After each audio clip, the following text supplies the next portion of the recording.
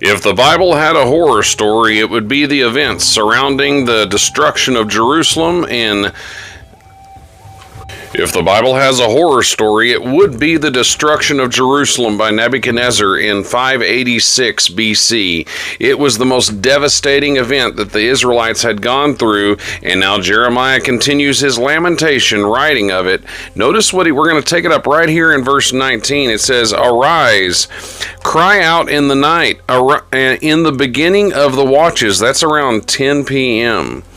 "Pour out thine heart like water before the face of the Lord." What does that mean, to pour out your heart like water before the face of the Lord? That means to pour everything out. Let every emotion and thought and sentiment flow out before the Lord. You know, God asked them to search their hearts when Babylon was coming. Babylon was coming for them for a reason. They were a punishing instrument of God because Judea had followed after idols. They had gone into Baal worship, which involved child sacrifice and other terrible deviant sins. And God was telling them, search your hearts. Get ready, because if you don't, I'm going to have to cut you loose like I did the Canaanites many centuries before. So now Jeremiah is saying, pour out your heart like water before the Lord. He says, lift up thy hands toward him for the life of thy young children that faint for hunger in the top of every street. So there were some children that survived, but there were some that did not. Check this out. It says, behold, O Lord, and consider to whom thou hast done this.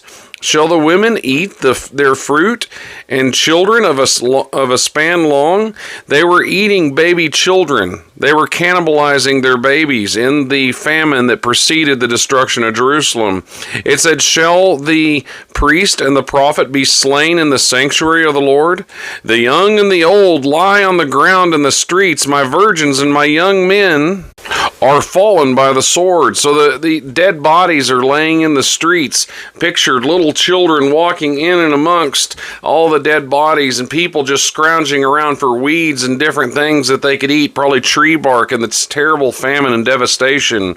It says, thou hast slain them in the day of thine anger. Thou hast killed and not pitied. He's attributing the murder and the killing of these people to God himself, because it was God that brought the Babylonians on them. It says, thou hast called as in a solemn day my terrors round about, so that in the day of the Lord anger none escaped nor remained. Those that I have swaddled and brought up with mine enemy have been consumed. So even the little children that Jeremiah knew are now dead.